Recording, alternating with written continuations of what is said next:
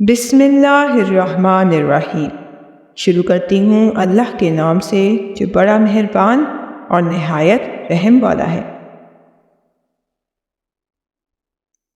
ایک لڑکی کی کل کائنات اس کی حیا اور پاکیزگی ہے۔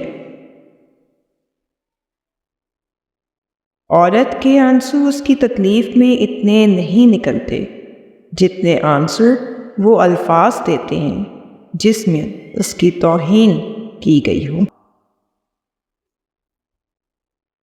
منزلیں چاہے کتنی ہی اونچی کیوں نہ ہوں، راستے ہمیشہ پیروں کے نیچے ہی ہوتے ہیں۔ زندگی تب بہتر ہوتی ہے جب آپ خوش ہوتے ہیں، لیکن زندگی تب بہترین ہو جاتی ہے جب آپ کی وجہ سے کوئی دوسرا خوش ہوتا ہے۔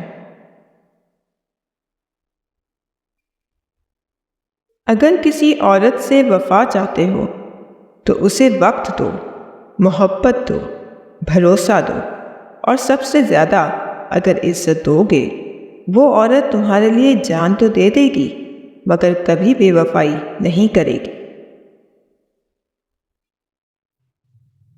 آپ کا بڑا سرمایہ وہ لوگ ہیں جو آپ کی غیر موجودگی میں اپنے رب سے دعاؤں میں آپ کے لیے خیر مانگتے ہیں۔